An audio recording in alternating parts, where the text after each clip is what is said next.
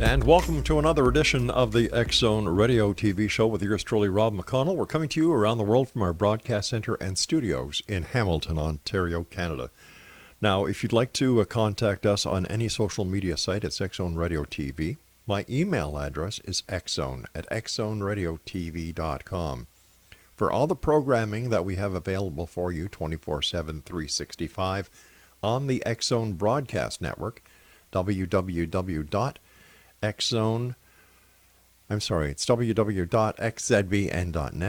And of course, for Simul TV, we're channel 21, www.simultv.com.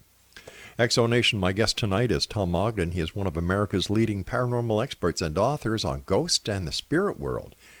He considers himself a researcher and a paranormal journalist. In preparation for his books, he listens to first-hand accounts, compares to historical claims, and then subjects them all to rigorous examination. Tom is also a member of the Paranormal Investigation Committee on the Society of American Magicians. His 40 years plus as a professional magician has given him a unique perspective into paranormal phenomenon and what is and isn't possible by trickery. Currently, Tom resides in haunted Hollywood, California. Joining us now from haunted Hollywood, California is our guest, Tom Ogden. And Tom, welcome to the X-Zone. Thank you very much, Rob. It's great to be here for the first time. Well, I'm sure this won't be the last time. Tom, first of all, to you and your fellow Californians, we've been watching the news around the world, in Canada, the United States. Those fires that you're having, our best wishes and our prayers are with you all. Thank you. It is devastating. California, of course, this is our driest season. We've come out of the summer and the winter rains haven't started yet. Right. So all of the vegetation on these hillsides have been growing up because it's mostly chaparral, not forest. And it's statewide. That's one of the big problems as well. How did you get started as a magician first? And what was the crossover point to the paranormal? Right. Well, one slight correction. It wasn't 4 years. I've been a magician for 40 years. Oh, I'm sorry, 40 years. No. I probably mistyped that when I sent you my background information. I started as a teenager, and then after getting through college, discovered I had no other marketable skills. So I stayed in magic, which would pay my way through college. Magic has always had this connection with the occult, the supernatural, because of it goes back to ancient times when science separated from religion, and magic was sort of a bridge between the two. Many oracles and spirit workers and shamans would use simple magic tricks to convince people that they had powers beyond humans. By the Middle Ages, not the Dark Ages, but by the Middle Ages, magic was clearly by that time an entertainment, not a sorcery or witchcraft. But still, that connection lingered through the centuries, and magicians have not done a great deal to disavow it because it gives a little bit of extra, another layer, a little bit of mystery to their persona, I suppose. Right. I was not particularly interested in the paranormal until about 10, 15 years ago, other than from a magician's point of view. In other words, I knew how magicians in the past, going back to the 1500s actually, appeared ghosts on the stage next to living people, how they would use tricks to do spirit communications, a sort of demonstrations were done in seances, at spiritualism seances in the late 19th century. Late 20th. Yeah, 19th century. Yeah. And, of course, I'm just old enough to have seen a couple of the last spook shows that magicians toured after World War II, in which they showed horror movies and in between did a magic show themed with ghosts and monsters. So I had that interest.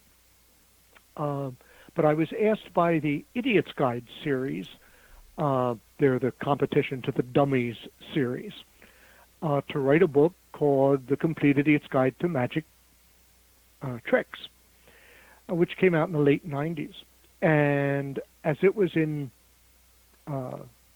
galleys, I guess, or proofs, they said, we want to do not a how-to book, but a general information book on ghosts and hauntings.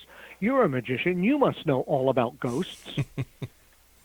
And I said, well, does it pay in advance against royalties? And they said, yes. I said, I know everything there is to know.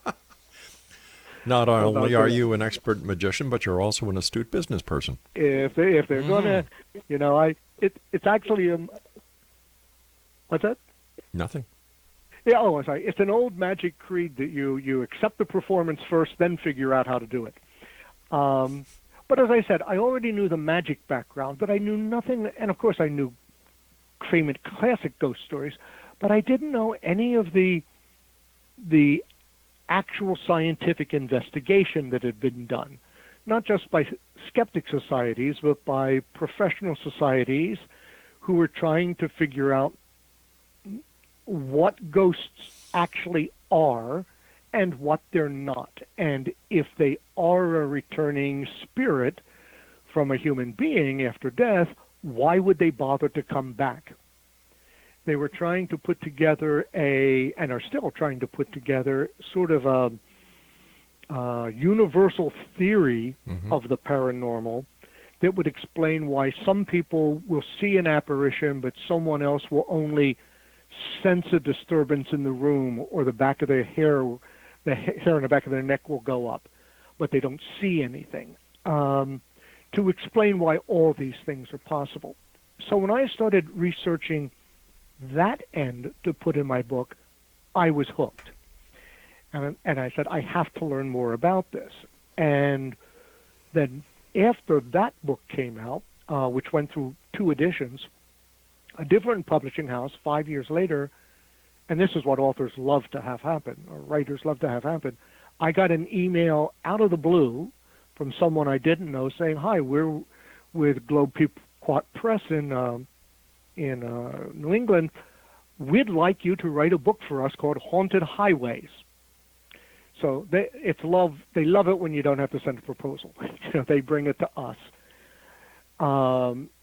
They were impressed by the take, I guess, on my Ghosts and Hauntings book, that instead of doing it chronologically, when I got into the actual ghost stories, I separated them by types of venues.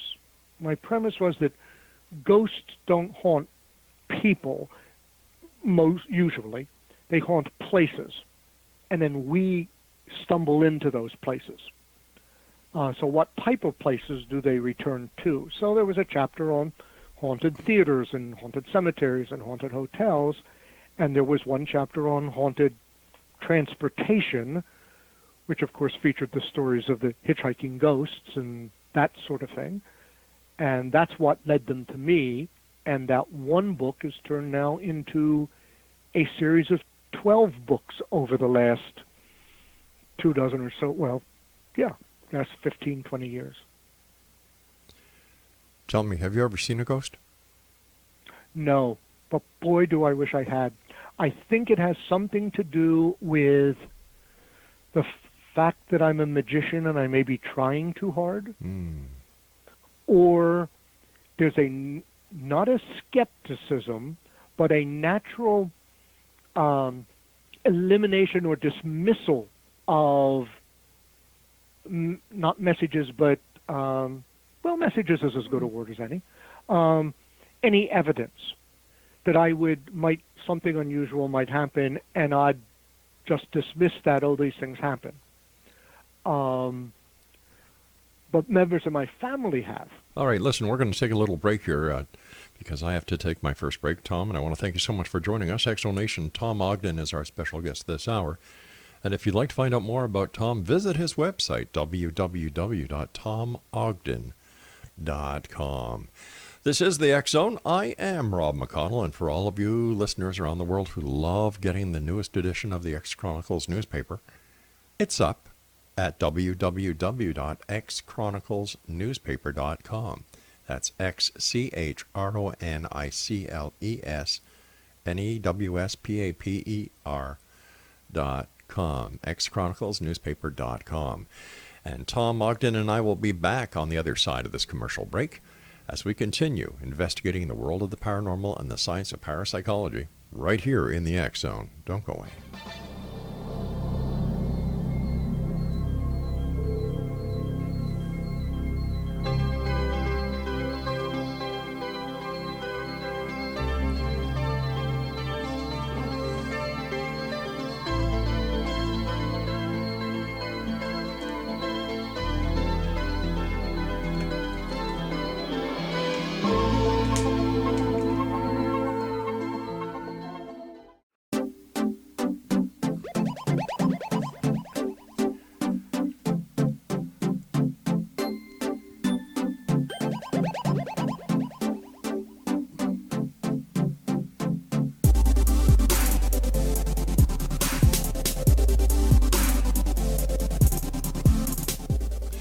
Tom Ogden is our guest, www.tomogden.com. And Tom, not having seen a ghost yourself for one reason or another, when it comes to ghosts, are you a believer?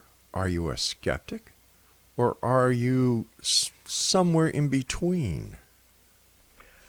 Great question. I think that I am a believer until proven otherwise. So you're innocent until proven guilty, or guilty until proven innocent. I know that's a backwards way from most people. But after the first of my first ghost books came out, then people started coming to me and telling me their stories. As a matter of fact, I heard the first one while I was still writing the book. I am still a performing magician, and I was meeting a cruise ship in Buenos Aires. And a woman who had been on my flight offered to drop me off. She had a car and driver coming, which I greatly appreciated. And on the way, we started talking about this book I was working on, and she said very quietly, "I have a ghost." And I said, by that time, I knew enough to not ask questions because they would be leading questions if I asked things like, well, did you see it? Did you feel it? Did you hear it? Instead, I just said, tell me about it. Yeah. And she said, well, I have a haunted mirror. It belonged to my grandmother, and after she passed, she gave it, we received it, and we hung it in our hallway, the same foyer, the same way she had it in her house. She said, and every so often I would go past it out of the corner of my eye. I would see my grandmother's reflection in the mirror, but of course, as soon as I turned directly toward the mirror, she was no longer there. And I said, so what did you do with the mirror? She said, well, I couldn't break it because what if it was a portal to the next world? She said, I couldn't sell it because I couldn't sell my grandmother. But I also, she was so freaked out about this that eventually they put it in storage. I didn't say to her, so you thought it was okay to crate grandma up and put her in the attic, but I assured her that was far from a unique story. Yeah. That reflective surfaces have been used not only in clairvoyance, prognostication, but also in a portal between the two worlds into antiquity. I said, at first it was into a bowl of water, scrying, or a moving stream. It took forward solid shape in the form of a crystal ball. And of course, we've all know the magic mirror in Snow White and the Seven Dwarfs. I said, also probably the most famous haunted mirror is here in Hollywood where I live. Shall we talk about that? That's a nice segue. I'd love to. It hung for many years in the Hollywood Roosevelt Hotel, which I believe is the most actively haunted place here in Hollywood. It was built about the same time as the Chinese theater, where all the handprints and footprints are. It was I don't remember the exact date, but it was around 1929, 1930. It was back in that era. And lots of celebrities have stayed there over the years. And Marilyn Monroe used to use that after she became, first of all, her first photo shoot in a swimsuit as Marilyn Monroe was done by the pool there. She would sometimes stay in the cabana houses out by the pool, but usually she stayed in a suite in the upper floors in Suite 1200. Years after her passage, a maid was cleaning up the room and had the same thing happen to her, that as she was looking in a full-length mirror, a vertical mirror, she thought she saw Marilyn Monroe come up behind her, start primping her makeup. And the woman turns, of course, thinking, oh, we have one of these Marilyn impersonators in town, and there's no one in the room. Well, of course, she immediately told the rest of the staff. Yeah. And eventually it created such a stir that the manager of the hotel took it into his own office. And then eventually word got out into the paranormal community, and the mirror was moved down to the lobby where people could check it out for themselves. And eventually they got a tongue-in-cheek usage for it. They put it down by, and when I first saw it, it was by the rear elevators down back by the valets in the back of the hotel. And it was set at the, if you're facing the doors of the elevator, it was to the right, on the right wall.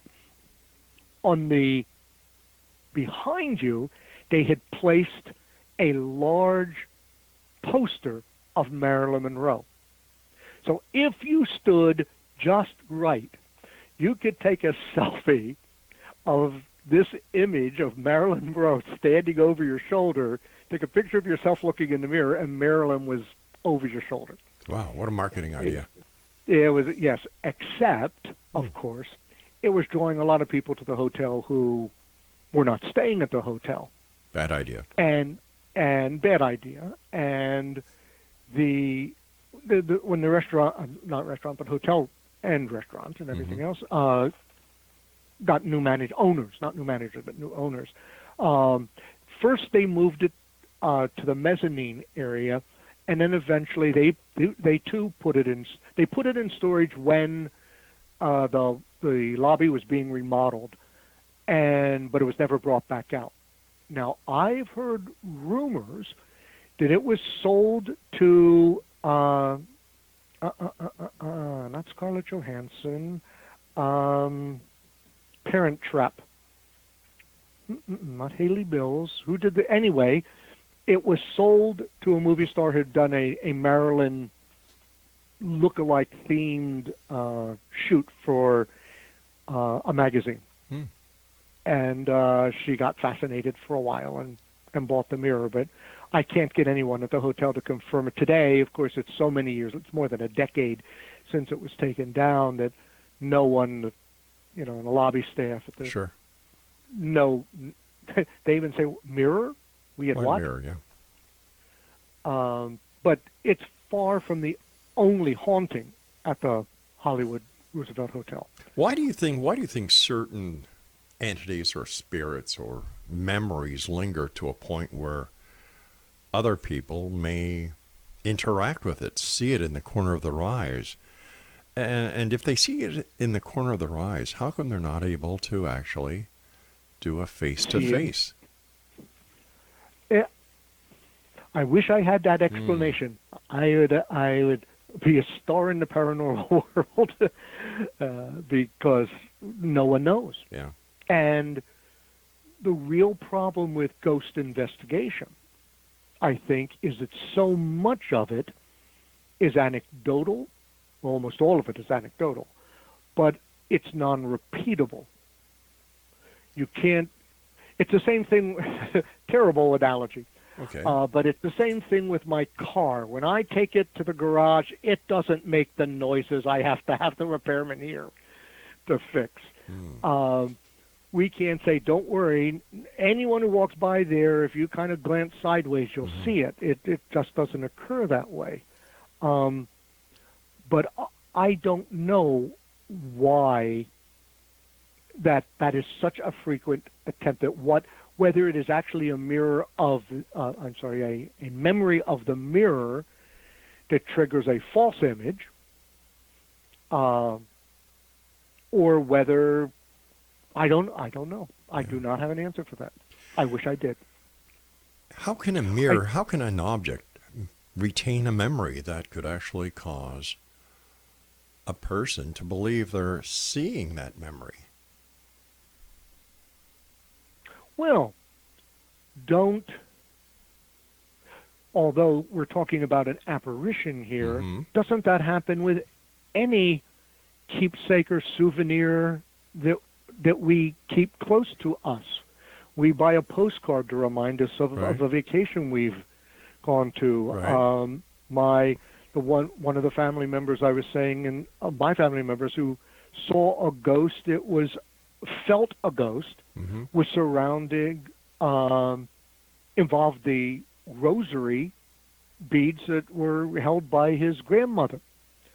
And that triggered the interaction. All right, stand by. We've got to take another break here. Exonation, Tom Ogden is our guest. His website is www.tomogden.com, and he is the author of Haunted Hollywood.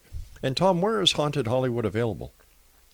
To be honest, the best place is Amazon or any place you can find books, but usually you'd have to do a special order through a bookstore. All right, so let's go with Amazon.com or Amazon.ca. And Tom and I will be back on the other side of this break with the news, continuing our conversation on ghosts, spirits, and things that go bump in the night, besides your Uncle Charlie when he comes home too late from the local bar. If you'd like to send me an email, xzone@xzoneradiotv.com, on all social media sites, Xzone Radio TV. And like I said, the newest edition of the X Chronicles newspaper is now available online. You can digitally download it. You can read it online, or if you'd like to go, you can go to Amazon.com and get the paperback version. Great articles in there this month. Our staff did a super job, as they always do, and of course, this is a place where people dare to believe and dare to be heard, Monday through Friday from 10 p.m. Eastern until 2 a.m. Eastern, from our broadcast center and studios in Hamilton, Ontario, Canada. I'm Rob McConnell. Book away.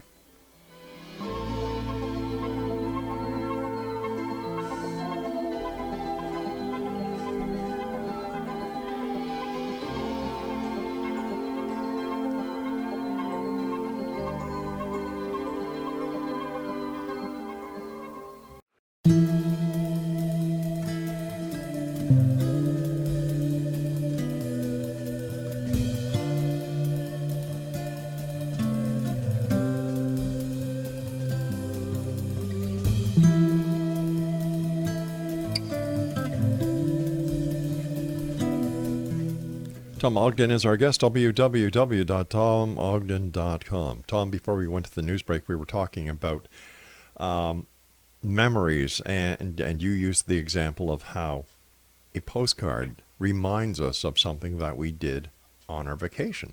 Well, that postcard is not projecting an image that I would consider to be paranormal. And if we use that analogy, is it then possible that when this person looks at the object, and let's take the example of the lady who had the mirror that she believed was haunted by her grandmother, is it memory recall that she is actually experiencing and nothing to do with the paranormal? It may be, but then again, it might also trigger why the spirit is returning at that time. I don't understand that. In other words, I don't. Let's think of it then as a telephone call. I'm theorizing this. This is not a belief that I have. Sure. My sister isn't in my mind all the time, but she called me earlier today, and immediately I picked up, and I was there and anxious to talk to her. Is it possible that a memory can trigger someone on the other side to come back and make contact at that time. So if you confess it, you will possess it. I want, because something that I found in the paranormal, there's a lot of iffy stuff because there is no actual evidence. And today in the year 2018, there's a lot of technology out there, and 99.9% of the people who use it don't know what the hell they're doing with it. All these groups. You've seen me try to work my laptop. All these different groups that are out there going out night after night and doing paranormal investigations. You would think by now somebody would have caught something that cannot be disputed as hardcore evidence. But all these years later, absolutely nothing. And I really believe that what is happening now is that people are starting to say, oh, come on, not this again. And yet you deal with this, you write about it. So where do you draw the line between reality and belief? That you want to believe something so much that you yourself manifest it, and it has nothing to do with reality at all. Wow, an interesting field of inquiry. I also, and this is heresy to ghost hunters, but I'm also suspect about a lot of the electronic use to detect ghosts. First of all, it's all based, their use is based on the what they think ghosts are composed of. The fact that there is electrical energy involved that will emanate something. Right. So if that's not really, at least our understanding of what electrical energy is, it would not be recorded. I find, although it's not repeatable and it's not provable, I actually find the human anecdotal evidence more convincing, and it leads me to believe that it's the human interaction that's necessary rather than a mechanical or technological intermediary. Let me further tell you about what happened with my brother-in-law Randy. Sure. To explain why I feel this way. When he was around 13, now he's now deceased, so I guess he's a spirit someplace. When he was 13 or so, he and his slightly older teenage brother went into their grandmother's bedroom about 3 months after their grandma had died. Now, she was a very fervent Catholic, always carried a set of rosary beads, which were also large enough to place around your neck to wear as a necklace. Everyone in his family, and of course I didn't know Randy at this time because he was a kid, everyone in his family knew that the grandmother wanted to be buried with the rosary. But when she died, they couldn't find it. They searched as long as they could. They could never find it. She had to be buried without it.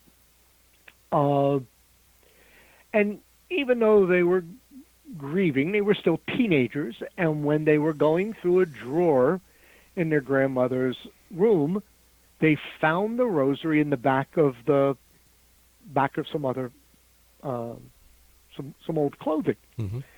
And Randy said he took it out and impulsively put it over his neck, turned to his brother and said, "Terry, look, I'm Grandma." And he said at that moment, something invisible grabbed the back of the rosary at the nape of his neck and pulled it back, not as if they were trying to hurt him or choke him to death, but as if to say, "Those are mine and I'm here." He said this was a couple of seconds. They both saw him, but Randy experienced it. He said he took off the beads, dropped them on the floor.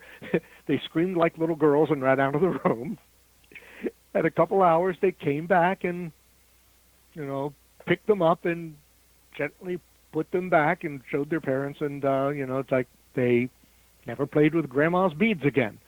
But this was my people who tell me stories like that, who have no reason to have made it up, and that they could not have manipulated themselves, that it's something that has happened to them. Well, those stories I tend to believe. All right, let me ask you as a former police detective. Okay. How old was the child? He was around 13. Around 13, 14. Was he supposed to be in the grandmother's room? Oh, yes. Okay. Was he supposed to be I mean, he could be. It was an open household. They could go anywhere. And, of course, all her things had already been packed away, so he was going, through and he happened to stumble upon them. They weren't looking for treasure. It was just what's in there. But at 13 years old, kids have rather vivid imaginations.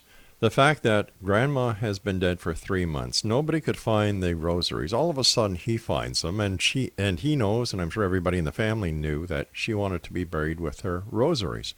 Here's the rosary, puts it on his neck. Could this have been a reaction to him realizing, hey, wait a minute. Grandma's been dead 3 months. I'm in her bedroom. I've gone through her drawers. I found the rosary that she wanted to be buried with. I put it on my neck. Oh, my God. Click. Absolutely. I agree absolutely. That is possible. Just as we have found that many poltergeist-type activities have occurred when there's an adolescent in the home. Yeah. Especially at the age of puberty. Yep. Which is separate from ghosts and a whole different force we have to talk about if someone's moods are causing external phenomena to happen. So that is possible. But, of course, Randy died before I was involved to the point that I went back and grilled him about it. He had told me the experience. And it was only his and his brother's word on what had happened. Plus, you must admit it's a great story. I know, but it is a great story. As a matter of fact, when I do lectures on ghost theory and what is possible and what is impossible, and tell several ghost stories. But because I'm a magician, I include a couple of demonstrations, which I'm very clear to point out. I'm not calling the spirits. I'm duplicating something that allegedly happened once upon a time, and that's one of the things that I recreate in the show lecture, because there are magical means, of course, that you can make an object suspend horizontally or pull. The same way it is now a traditional classic magic trick of the old spiritualism method of spirit writing between two old school board slates. I don't do a lot of those kind of recreations in my show because today's people they've heard about seances, but they really have no idea what happened in them. And today you'd even have to educate them on what school board slates were. Sure. But listen, we've got about 20 seconds before I have to go to my next break. Okay.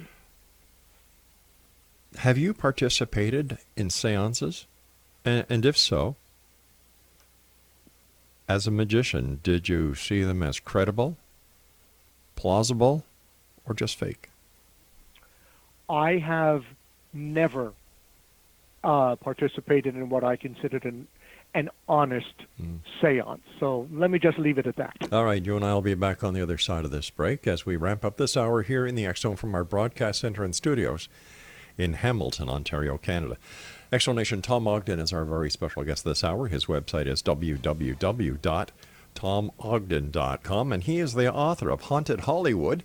And as Tom was telling us before, the best place where you can get your very own personal copy. Christmas is coming, gang. Excellent book, excellent Christmas gift. Go to Amazon.com or Amazon.ca. And Tom and I will be back on the other side of this break, wrapping up this hour here in the X-Zone with yours truly, Rob McConnell. Don't go away.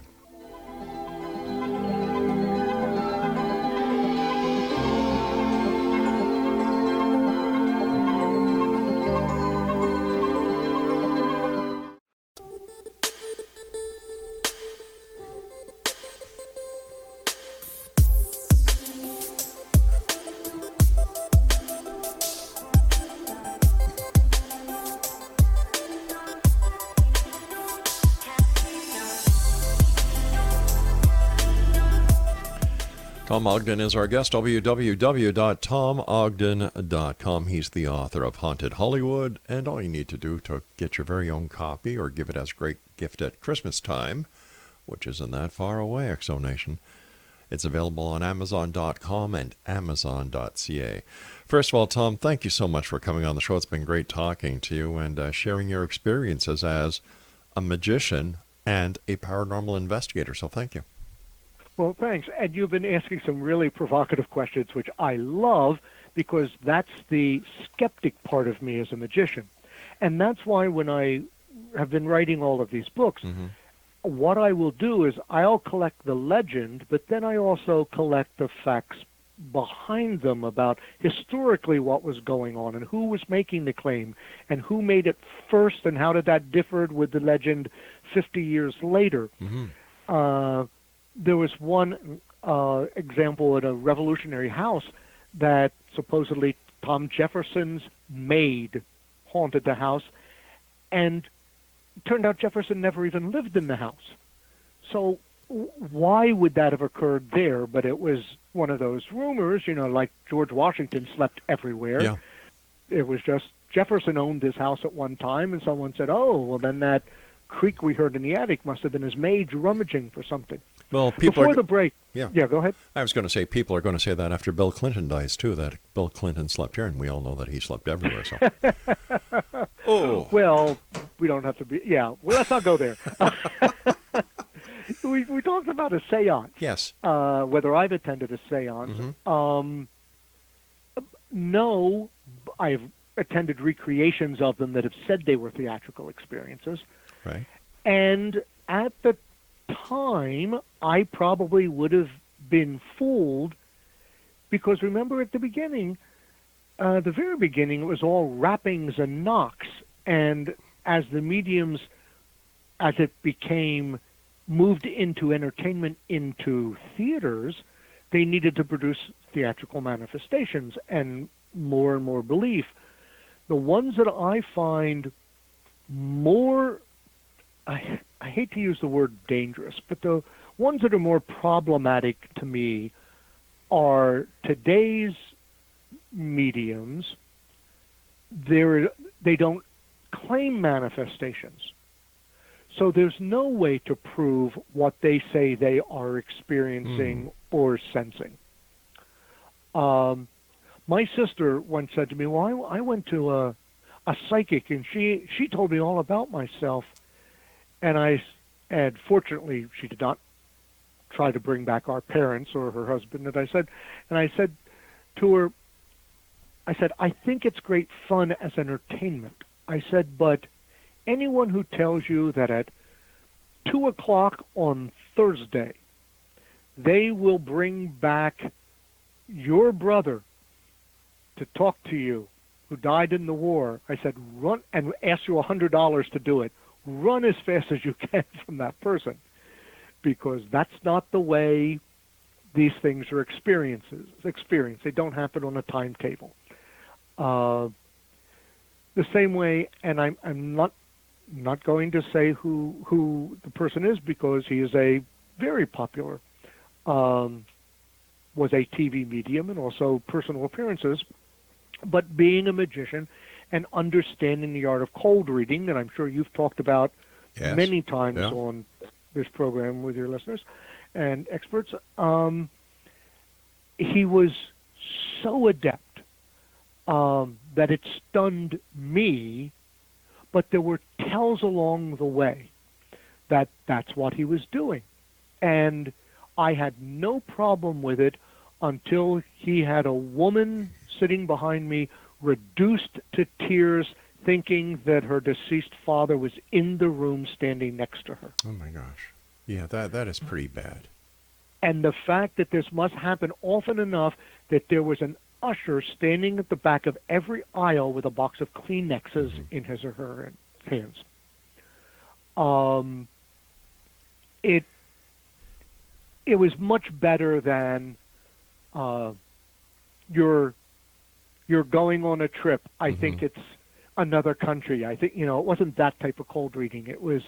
He was really able to elicit responses and had some excuses of why he had misses if he was wrong. You remind me a lot of Harry Houdini. Well, Harry Houdini wanted to believe in the supernatural and the spirit world because, of course, he loved his mother. He lived in the middle of the heyday of the spiritualist movement. He himself, although not many people outside of magicians know this, but before he was famous, one year he and his wife Bess traveled with a circus pretending to be spiritualists. That he didn't do it under his own name. It was this psychic team, supposedly, and he learned all of the tricks of the trade back then. So then later, when everybody, including one of his good friends, Arthur Conan Doyle, who wrote the Sherlock Holmes stories, approached him as believers, he felt it was his duty to try to debunk fake spiritualists. And he never came out and said, they are all fakes. He would say, I will listen to any of them, but be prepared that I will expose you if you resort to trickery. And he never found anyone who was able to stand up to repeated examination. Can you tell us about the Paranormal Investigation Committee of the Society of American Magicians? Actually, I just joined it, so I can't tell you a great deal about it. I know that they are not currently going out like the ghost hunter programs you see on TV. So I've been a long-time member of the Society of American Magicians, but when I found out about the committee, I just sent in my application and got the card a short while ago. Maybe on a future appearance I could tell you more about that. Sounds great. You mentioned the ghost TV shows. What are your opinion of them? I think they're great entertainment. It has provided me with a lot of places I'd like to go to visit and learn more about. My problem with them is they have not, most of them have not had not a magician, but someone who is looking specifically for trickery to go with them as well. Well, plus they create a lot of the trickery themselves. Well, I wasn't going to say that, but let's put it this way. If something does not happen on camera, they don't have a show. That's right. Yeah. You can have one episode in which they walk around for a half hour and nothing happens, and they can say, in not only that, a night vision camera, which is hard to watch anyway, and say, oh, did I hear something? Oh, no, I guess that wasn't anything. I mean, you can only do that with one or two episodes in a season that nothing happens. And although there have been several instances where it's been accused that some of them have rigged the things, I just look at them as entertainment. But in fact, the one I liked most was the celebrity ghost hunters, where they would have a celebrity come on, tell an experience that they had, and then they recreate it, as a story. But aren't these people being a little dangerous towards society, the members of society who really want to believe? Like, to me, they're just like people who claim to be psychologists and really don't know what the hell they're doing. I don't have a good answer for that, except to say because I personally have always understood that they were just entertainment. So I don't know how many people are watching those shows and truly believing that they're finding these things all the time. Many, many, many, many, many, many hundreds of thousands.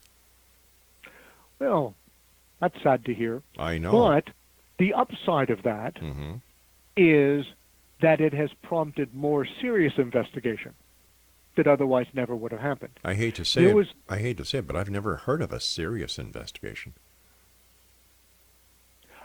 And by that, I don't mean going out with electromagnometers. I mean sitting down and saying, could this happen? Under what conditions will it happen? Right. The British Psychical Society, which was the first one that was founded in the late 1800s to investigate ghost claims, only was formed in a reaction that by that time spiritualism had gotten to London. Yeah. And it was formed as a reaction to extraordinary claims. I hate to do this, but we've run out of time for tonight, good sir. Oh. Tom, I want to thank you so much for joining us. We'll have to have you back on so we can continue this conversation a lot further. Continued success. And Exonation, if you'd like to get a copy of Tom Ogden's book, it's called Haunted Hollywood. It's available on Amazon.com. And if you'd like to visit Tom's website, www.tomogden.com. I'll be back on the other side of this commercial break with the news as we continue here in the X Zone with yours truly, Rob McConnell, from our broadcast center and studios in Hamilton, Ontario, Canada. Don't forget, the X Chronicles newspaper is available online right now, the new edition, at www.xchroniclesnewspaper.com.